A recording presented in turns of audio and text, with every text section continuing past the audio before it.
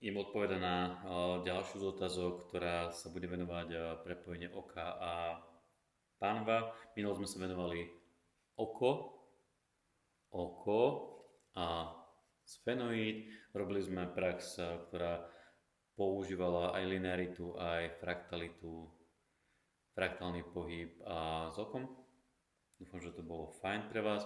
Niektorí ste hovorili, myslím, že Henrieta hovorila o tom opuchu oka a že nejakým spôsobom a tam vzniklo niečo nové, nejaký určitý opuch, ale čo môže byť, že sa začne niečo diať v tkanivách a že nejakým spôsobom sa to nejak aktivizuje. Tu, ako začať? Ja by som šiel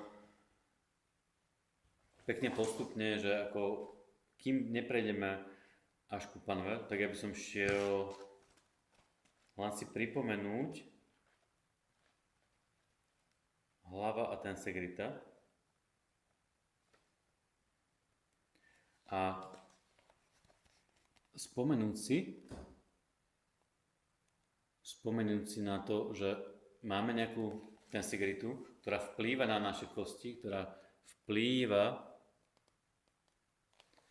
na to, ako sú usporiadané kosti v hlave a že sú tam nejaké tkaniva a sú tam nejaké pnutia. Ak si pamätáte to video o kraniosakrálnej praxi, to s tými sieťami, to s tými tkanivami, ako vlastne pánva ovplyvní chrbtica ovplyvní kľúčne kosti ovplyvňa stavec na krku a stavec na krku ovplyvní ucho ovplyvní oko a tak ďalej. A to všetko vlastne sa deje ako určitá štruktúra, určitá geometria a na to musíme každý prísť my sami cez senzorické vnemy. Na čo je somatický pohyb dobrý? Na čo to je vlastne celé dobré to poklepávanie a to vnímanie kože a tlačenie na seba, napätie a uvoľnenie? Na to, aby sme začali cítiť geometrie svojho vlastného tela, kde to je viac husté, kde to je viac skolabované, začať to mapovať. A to je veľmi unikátna cesta pre každého z nás a to je to, čo nám veľakrát bráni prechádzať si rôzne časti tela. Aby sme sa tam naozaj dostali vedomo, aby to vedomie mohlo ísť z očí až ku panve, lebo tam môžu byť rôzne čiary, môžu tam byť rôzne akoby zábrany, ktoré mi nemusia úplne dovoliť ísť. Že tam je niečo, nejaká platňa, cez ktorú vlastne neprejdem. A tá platňa môže byť zranenie, môže byť pád, môže byť operácia, môže byť jazva, ako sme sa minulo bavili na výcviku. Môže to byť emočná jazva. Môže to byť niečo, čo je prehltnuté veľakrát, niečo, čo je nevypovedané, niečo, čo sa týka zlomeného srdca, že to je zatvorené a už nikomu neverím a už len sa môžem niekde stiahnuť a je tam veľká hustota okolo chrbtice za srdcom a tá hlboká myofasciálna dráha môže byť proste zhustená a nepriechodná. Takže dostanem sa do lebky, do krku a hrdlo, srdce vynechám a potom pôjdem do brucha, ak je to možné a potom panva. Ale chýba mi táto časť tej cesty. To je vlastne to, čo sa volá somatická amnézia a Thomas Hanna, ktorý v 70. rokoch to dal viac do povedomia. Takže to je to, čo riešime, že somatický pohyb hlavne rieši tú stratégiu, ako to urobiť, ako to rozpohybovať, ako vlastne zmeniť tú hustotu tkaní, ako sa tam dostať, ako to spriechodniť, aby to bolo živé, aby to bolo vedomé. Teraz, ak máme tu tensegritu hlavy, ktorá môže byť rôznym spôsobom ovplyvnená. Naša tvár je v celku symetrická, ale aj na našich tvárach, aj keď sa zdajú byť symetrické, môžeme vidieť, že možno nos ide trošku viac doprava alebo doľava, oko je trošku viac vyosené ku tomu druhému. Tvár, sánka môže byť jedna alebo druhá trošku vyosená. A vôbec začať vnímať svoju lebku, svoju hlavu, akú má hustotu. Lebo tu môže byť nejaký ťah, keď to ukážem na uchu, tu môže byť nejaký ťah, tu môže byť nejaký ťah a to ma začne štiepiť. Keď si to predstavíš na tej mikine, tak ma to začne nejakým spôsobom štiepiť. Druhé môže byť spredu, zozadu a tuto niečo môže byť ďalšie. Takže tá moja hlava bude v takom určitom pnutí a niekde to bude skolabovanejšie a niekde to bude prepnuté. Tension integrity, integrované napätie. Takže tu, keď si predstavíš, že máš oko, máš nejaké oko, tak čo všetko vlastne naň vplýva? Čo všetko naň vplýva? Ktoré rôzne ťahy? Ide to od ucha, ide to od nosa, ide to od hrdla, ide to od krku. Veľa problémov, čo sa týka oka, ide z krku.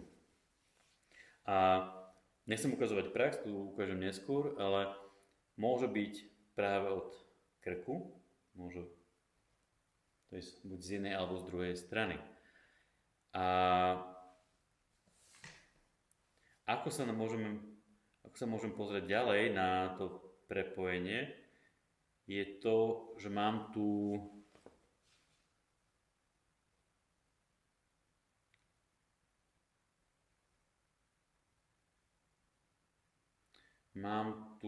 línie, hľadám vlastne ešte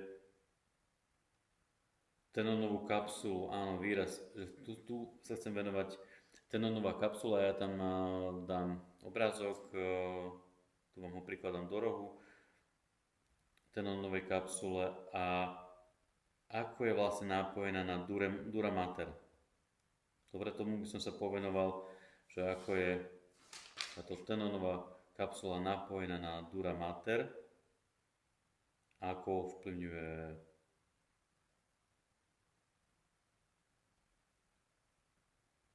celú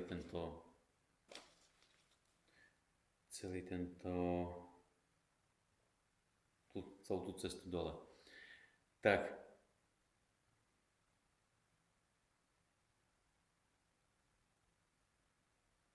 keď si predstavíš oko, blánu okolo oka, tenonová kapsula, keď pohneš okom tie blány, ktoré sú okolo, kľudne to vygoogluj, prečítaj si okolo toho viac a tá sa bude napájať aj na mozgomiešný kmeň a postupne ideme dole až do panvy. Proste predstav si hadicu, trubicu, ktorá končí niekde tu a keď pohneš okom, tak vlastne potiahneš tú hadicu. Veľmi v podstate jednoduché prepojenia, ale ide o to, že nie je to jednoduché vždy nacítiť kvôli nejakým dôvodom. Buď operácia, alebo zákroky, alebo postúra, alebo disociácia od tela, že nie som úplne v kontakte so svojím telom. A to je to, čo chceme robiť cez somatický pohyb. Opakujem. Teraz, poďme trošku viac do praxe a ak by si chcel navnímať to prvé, lebka. Kde by bola moja lebka vyosená? Opäť, môže to byť symetrické, ale niekde to bude asymetrické. Kde bude ten ťah? Ak to bude asymetrické, tak zistíš to v napätí. Jeden taký trik na prácu s krkom je, keď otvoríš ústa, urobíš také A do zrkadla, otvor veľa ústa a ten boxovací pytliček, to vreco, čo tam je, môžeš doľava alebo doprava. Keď urobíš a,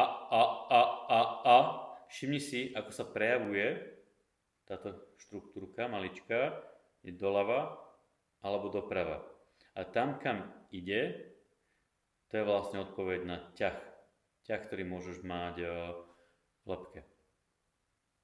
Takto sa dá vlastne navnímať, kde by sme mohli pracovať s blúdivým nervom, na ktorej časti.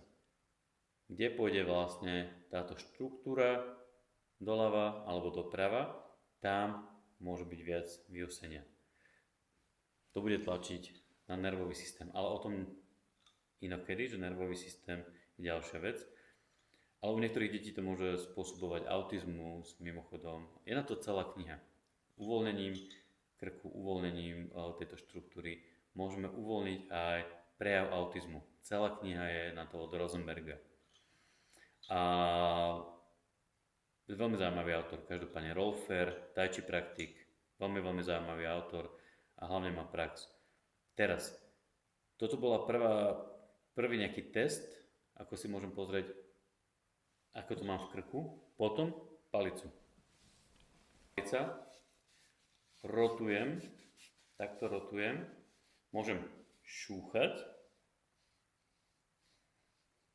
to je jedna vec, ale chytiť si kožu, tkanivo a potom stiahnuť vodu z tkanív a vytláčať ako zubnú pastu od konca postupne vytláčam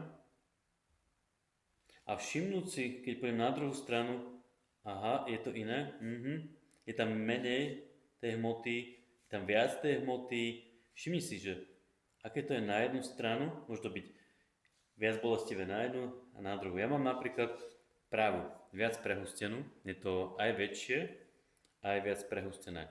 Tak niekde bude disbalans a ja nosím hlavu veľa naľavo pre nejaký dôvod.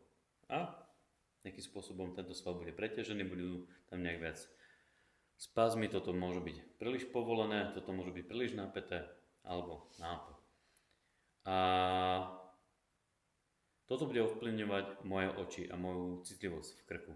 Takže prvé by bolo vôbec navnímať ako to je v ústach, tak sa dostanem viac ku lebke, viac sa dostanem ku tkanivám v hrdle, ako to mám tu a potom ako to mám zozadu. Aké to je? Možno práve palicou, alebo jednoducho si ponieš hlavu a cítiš, ako je moja lebka napojená na trapez, ako je to napojené na chrbticu a mám. Potom zadná línia, zadná myofasciálna línia. Keď si otvoríte knihu, keď si to pozriete, tak táto línia začína niekde tu na čele. A keď pohneš čelom, tak pohneš kostrčou. Toto vôbec nacítiť. Ide o to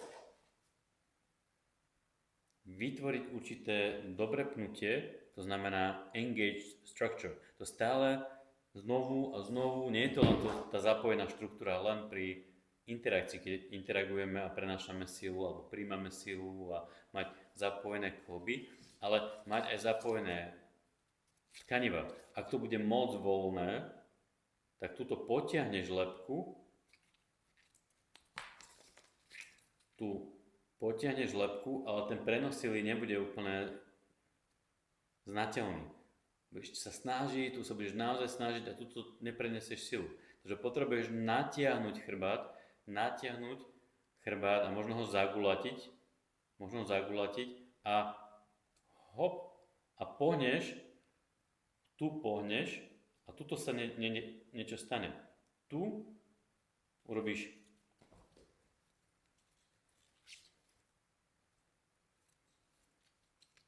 pohyb a tu sa niečo stane. Pamätáte si z Rajeckých zavíjanie sfenoidu? Vy, čo ste tam boli teraz na poslednom module 500 hodinovom a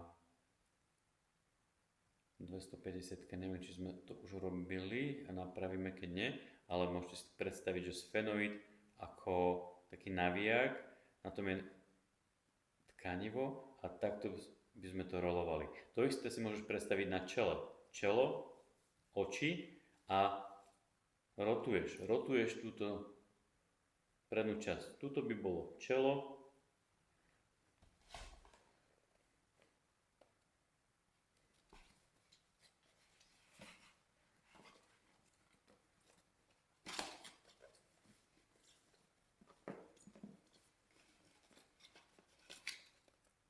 tu by sme mali čelo, hop, sfenoid, predstav si, že tu niekde je ten náviak, a začneš rotovať. Veľmi záleží, v ktorej vrstve si. Môže byť viac v povrchovej vrstve a môžeš byť viac strednej hlbokej línii a môžeš byť aj v prednej línii. Bočné, dalo by sa pracovať aj s nimi. Nechcem to veľmi komplikovať. Vždy pozri sa na knihu, všimni si, ako je to poprepájané a hľadaj to cez svoju prax. Yoga, qigong, čokoľvek, stretching, čokoľvek. Hľadaj tie prepojenia.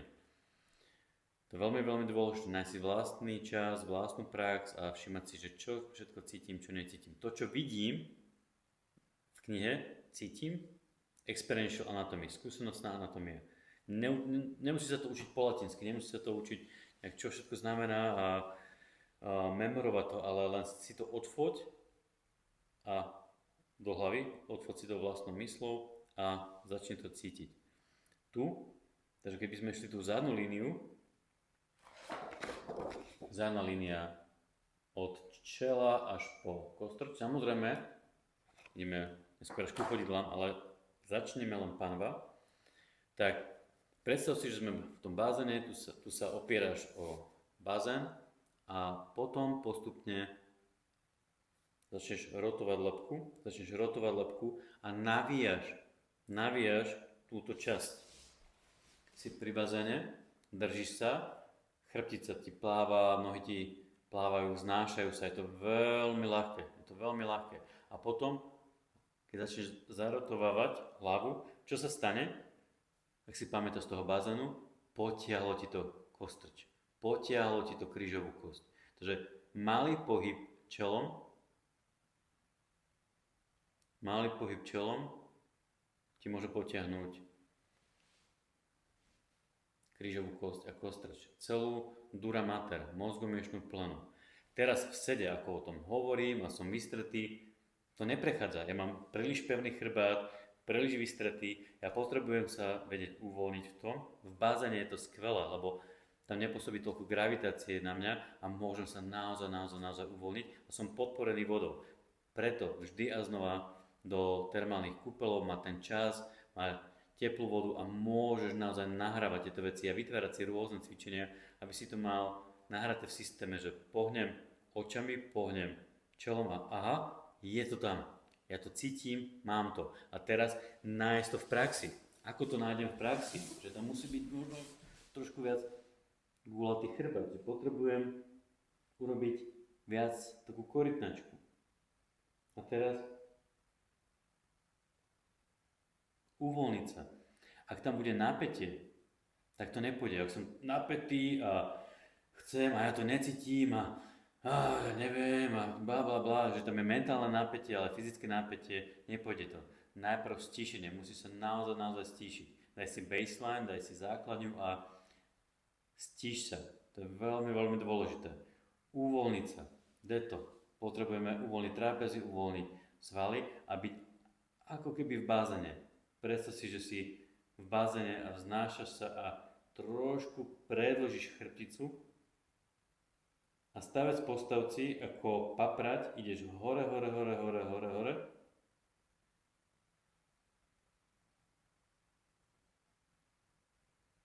a predstav si, že sfenoid teraz rotuješ, ako je paprať a ten konček, tá špirála zatáčaj ho a je to vnútorný pocit, ja vám to neukážem, nedá sa to úplne ukázať mi telom. Skôr môžem to naznačiť, ako si pripravujem tkanivá, ako si ich zapínam, ako ich predĺžujem, natiahnem ich do takej miery, aby som nestratil citlivosť a zároveň bol s nimi v kontakte. Uvoľním krv, uvoľním tvár. A to je dôležité práve pracovať s tými polaritami.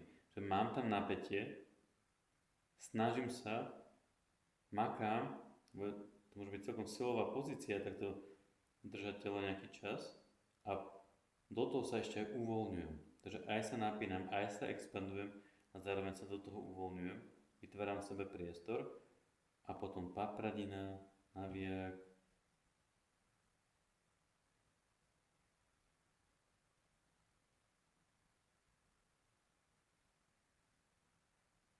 A ty prídeš do maximálneho napätia, ktoré ty chceš vyvolať povol a zase to urob. A povol. To isté môžeš urobiť na zemi, že si na boku, akoby v posteli, môžeš to urobiť pod perinou, že sa schúliš do takej embryonálnej polohy a môžeš jemne pracovať s týmto pohybom, taký zagulatený, alebo v tom bazéne.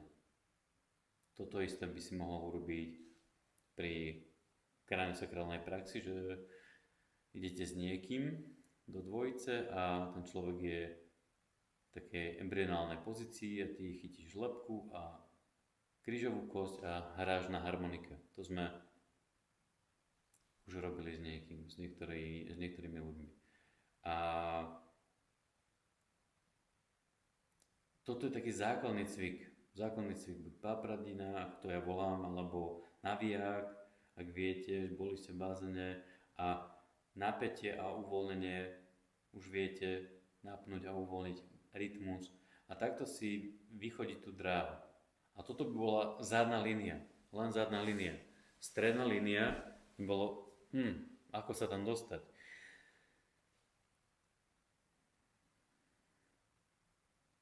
Špirála,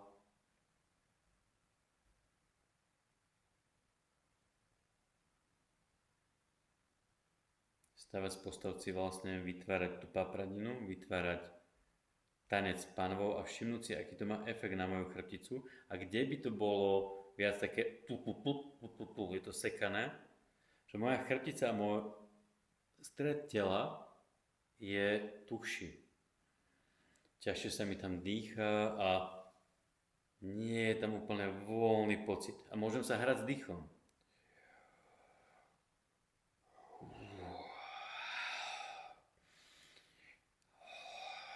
A cítim, že tam mám priestor a môžem tam dýchať rôznorodným spôsobom.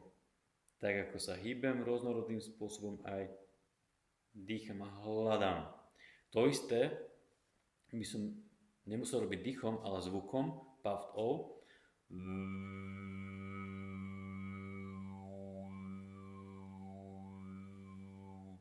Čo mi vytvorí skvelý tlak,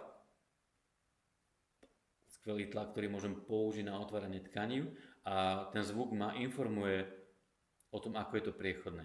Keď urobíme zvuk a spadne, neznamená, že dostávam z toho peťku, nejakú známku, že to neznie tak, ako by malo, to naozaj pustiť, to úplne sa odhalúziť, to normálne to pustiť a to, čo je dôležité, je, aby sme vnímali ten zvuk, ako ide, kde stúpa, kde klesá a kde sa rozseká. To rozsekanie toho zvuku je tkanivo.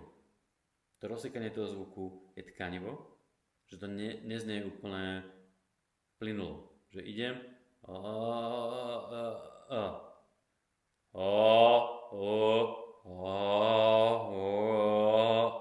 tam, keď som pohol jazykom, tak to preskočilo, tam bolo také čk. A to čk ma zaujíma, kedy sa to stalo a bolo to pri pohybe jazyka, keď robím a, dáme tomu, robím a hýbem jazykom a v určitom momente to tensegrita jazyka a srdca a vtedy sa stane nejaký uhol a vyseknem to. A ja sa tomu môžem venovať. A ak to nemám úplne spriechodnené, mám tam napätie v tom tkanive, tak nebude tam prúdiť vlna. To je to, čo chceme dosiahnuť, aby tádiaľ prechádzala vlna. Nielen to cítiť, to je prvý krok. Hrubé pohyby, to stále je taká meserina, toto, čo robíme, také tie hrubé pohyby a potom zvuk a potom tekutinové telo. A možno frekvenčné a svetelné.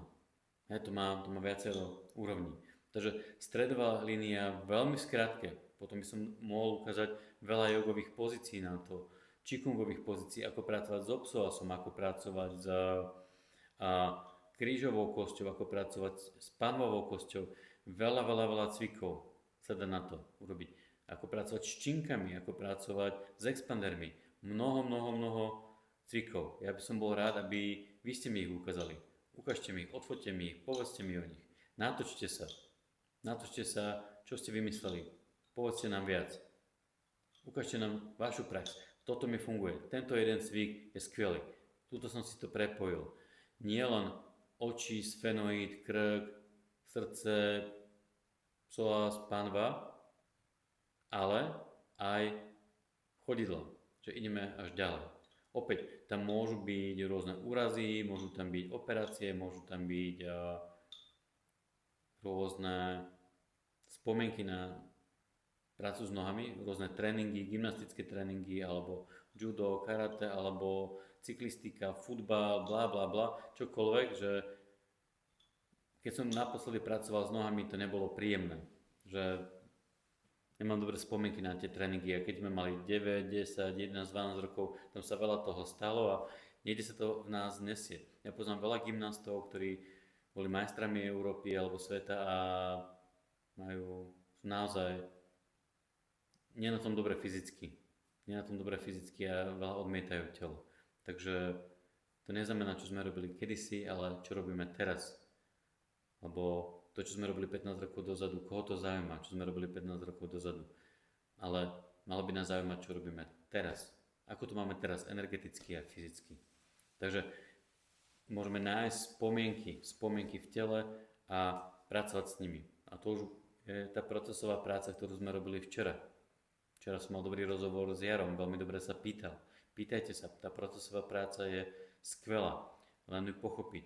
Ako s tým pracovať, čo to je, hej, že ísť do detailu. Nie všetko sa dá stihnúť za 5 dní, aj ísť vonku, aj ísť do recky, aj ísť do relaxácií, aj si vysvetliť teóriu a bla bla bla.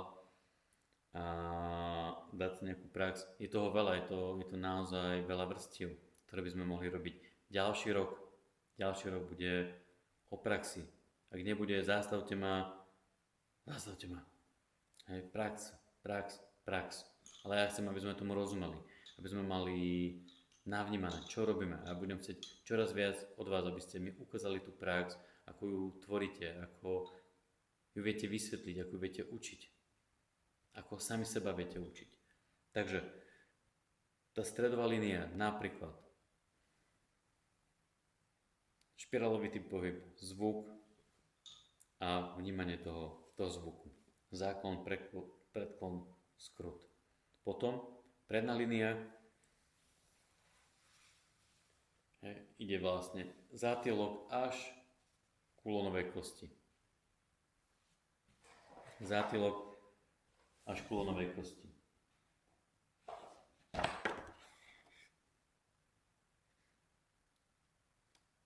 A opäť, to sa dá urobiť krásnym pohybom len zátylok dozadu a týmto chytíš hrudník. Tu niekde je napojená tá predná línia zadu a tu vytvárať taký pohyb. Predĺžíš krk, dostaneš ťah do hrudnej kosti, solar a brúšne svaly. A cez tie brúšne svaly ideš až k kulonovej kosti a tomu je predĺžené chrbtice, predĺžené tela, aby si opäť nemal brucho takto, ale musí byť v určitom ťahu. Takže možno väčší záklon, záleží. Ide o to, aby si tam nemal príliš veľa pnutia. Keď urobíš mostík hneď z tohto, tak to nebude úplne najľahšie to vnímať. Ak si dostatočne silný, toto všetko sa dá robiť v mostiku. Že robíš jemný pohyb hlavou a cítiš lonovú kosť.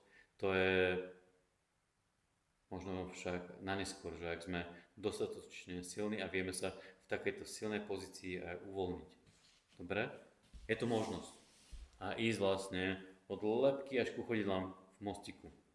Prepojenie hlava a panva. Dobre? Bočné línie.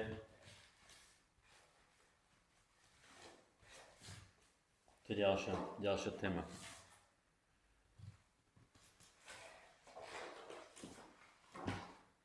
Takisto prepojenie hlava a panva. Ako to celé spraviť? ako to celé spraviť. Ale len zobrať si tú logiku. Bočná línia, zadná, predná, ak chytíš krk a prepojíš ho s panvou, tak ku sfenoidu nie je ďaleko a od sfenoidu nie je ďaleko ku oku. Dobre? Takže skúšaj. Veľa problémov s okom môže súvisiť s krkom. To súvisí so sánkou. Ak som iritovaný, nahnevaný často, napätá sánka, napätý psoas, to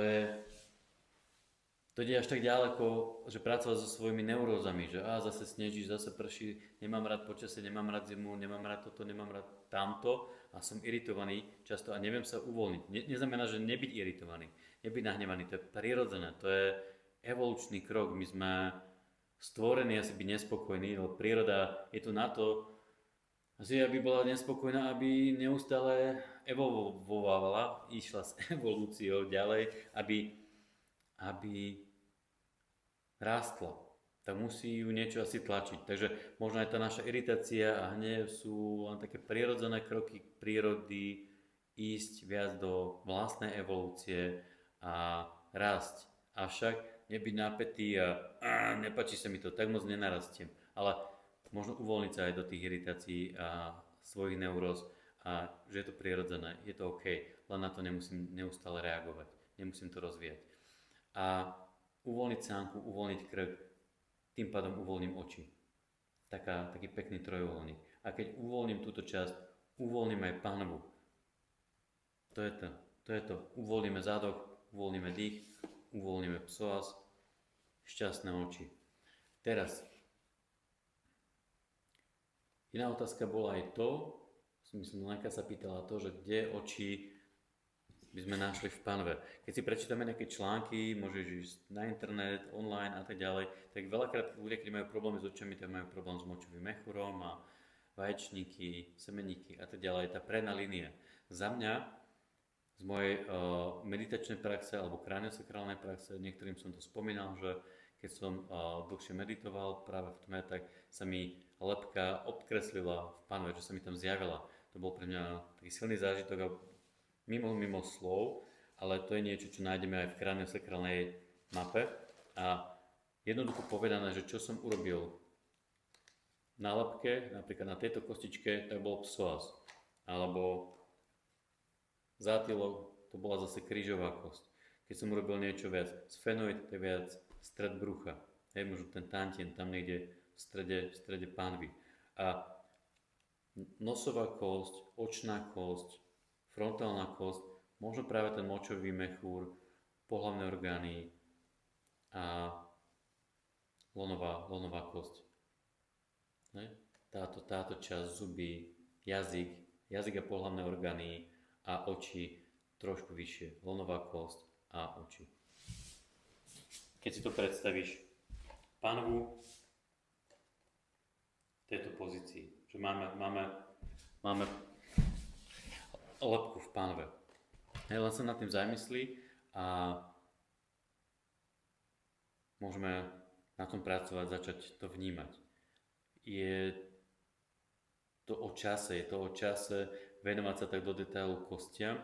Nie každý máme toľko času, že zvedomiť si tú kosť naozaj, aby bola tak narezonovaná, tak stelesnená, tak prítomná, aby sa senzoricky, zrkadlovo zjavila v mojej panve. Ale časom získame tú senzitivitu, ak sa tomu budeme venovať a budeme sa otvárať fyziologicky, tkanivovo, ale aj emočne a mentálne, tak to začne fungovať. Začneme cítiť, že aha. A preto možno niekedy je dobré ísť do extrému, že ísť a vyvolať si pocity iba na jednej časti tela, na jednej časti tváre a ako zareaguje moja panva. Robiť iba s jedným okom a súvisí to nejak s mojou panvou, robiť s touto nosovou kosťou alebo s lícnou kosťou, udialo sa niečo v panve, alebo so zatýlkom, deje sa niečo na krížoch alebo na tom liste panvy, ale skúmať, neveriť nikomu a ničomu, každého podozrievať, to je zdravý prístup. S rešpektom, s úctou, ale podozrievajme všetkých a všetko a začneme od vlastnej skúsenosti a cez tú vlastnú skúsenosť to chytíme. To je stará múdrosť, nie? To sa vždy hovorilo v minulosti. Maj tú vlastnú skúsenosť. Lebo nechceme, aby to bola len technika, aby to bolo, že to niekto povedal. Kým to nie je tvoja vlastná skúsenosť, tak je to len informácia. Takže skúšaj. Toto je len taká polhodinka na takú možno inšpiráciu, na zopár nejakých odpovedí. Bavil som sa teraz s Hedvigou, sme mali individuálku, dalo by sa ísť do embryológie, ona je naozaj dobrá v embryológii, v tekutinovom tele, kraniosakrálnej biodynamike, osteopatii, má skvelé vedomosti aj o zárodočných listoch. To by mohla byť ďalšia téma na veľa hodín. Ako sa dá prepojiť oko s panvou. Každopádne je to cez zárodočné listy, cez embryológiu hlboko prepojené a tam chceme ísť, že chceme akoby zrušiť tú oddelenosť systémov, lebo veľakrát rozmýšľame nad oddelenosťou systémov, že máme tu oko a uši a jazyk a lebka a hrudník a panva. Áno, je to jeden systém a jedna vlna. Cez to tekutinové sa to celé spája a je to už len vlna a cez tú vlnu to cítime, ako je to prepojené. Ale niekedy je to ťažšia cesta hneď na začiatku, že fú, a necítim tú vlnu a nie je to ani priechodné, lebo sú tu rôzne hustoty a neprechádza to tak výrazne. Ono tu prechádza nejako, ale nie moc výrazne a nie je tak výrazne, aby som to mohol cítiť. Takže toto by bola opäť tá meserina, nejaký stretch, dobrá yoga, dobrý qigong, dať si niečo, čo ti funguje, zo pár pozícií, dať si 6 pozícií v joge alebo qigongu a skúmaj ich. Hej.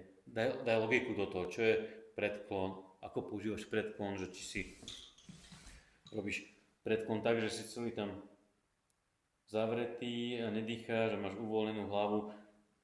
Hej, treba zvedomo. Predklon je veľmi jemný pohyb, to môže byť veľmi jemná pozícia chrbtice a takisto záklon. Veľmi jemne, čím jemnejšie, niekedy tým silnejšie to je. Hej, do boku chrbtica stačí trošku a už môžeš aktivizovať tie tkanivá. To isté do druhej strany. Skrút. Veľmi, veľmi jednoducho. Všetko vnímať ako tensegritu. Tension, integrity. Či lebku, či trup, či panvu a potom tú tensegritu prepojiť. Dobre? Tak to je to, čo ma napadlo dnes. Dúfam, že to bolo nápomocné, krásny deň ešte a pokračujeme ďalej. Díky za otázky. Majte sa. Ahojte.